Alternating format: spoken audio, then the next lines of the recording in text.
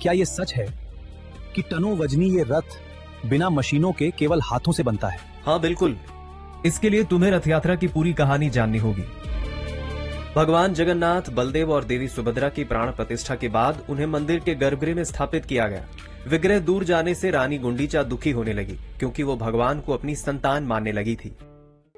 शांत हो जाओ प्रिय, ये जगत के नाथ हैं, इसलिए सभी भक्तों को दर्शन देने के लिए इनका यहाँ रहना जरूरी है।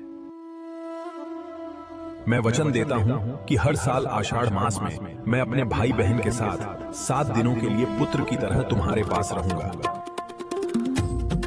मान्यता है कि इसी वजह से हर साल जगन्नाथ जी रथ में सवार होकर मुख्य श्री मंदिर से गुंडीचा मंदिर तक जाते हैं और 7 दिन वहीं मंदिर के गर्भगृह में रुकते हैं। लेकिन जिस रथ में जगन्नाथ जी यात्रा करते हैं वो अपने आप में कई मान्यताओं से भरा है।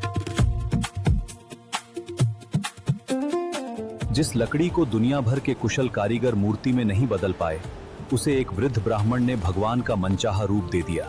यानी वो वृद्ध ब्राह्मण भगवान विश्वकर्मा थे।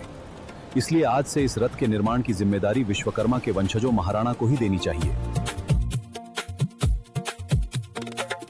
तब से जगन्नाथ, बलदेव और सुभद्रा के रथों का निर्माण महाराणा की पीढ़ियां करती आ रही है।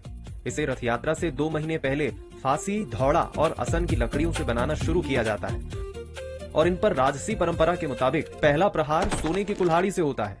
इन रथों के लिए लकड़ी ओडिशा के नयागढ़ और दासपल्ला के संरक्षित वनों से लाई जाती है। इन वनों में नए पेड़ भी लगाए जाते हैं ताकि लकड़ी की उपलब्धता सुचारू रह सके।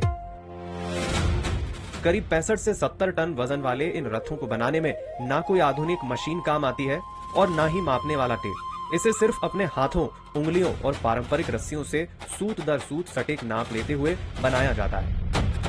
इसमें लोहे की कीलों का इस्तेमाल नहीं होता, जबकि नारियल की रस्सियों, लकड़ी की कीलों और खांचे बनाकर जुड़ाई की तकनीक का प्रयोग किया जाता है। सबसे विशाल रथ है भगवान जगन्नाथ का नंदी घोष।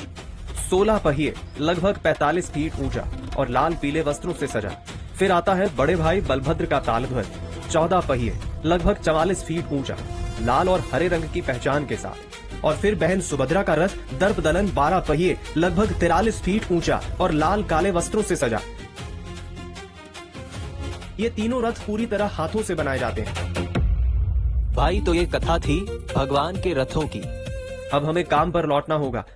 भगवान के बुखार से उठने से पहले रथ का निर्माण पूरा करना है। भगवान को बुखार?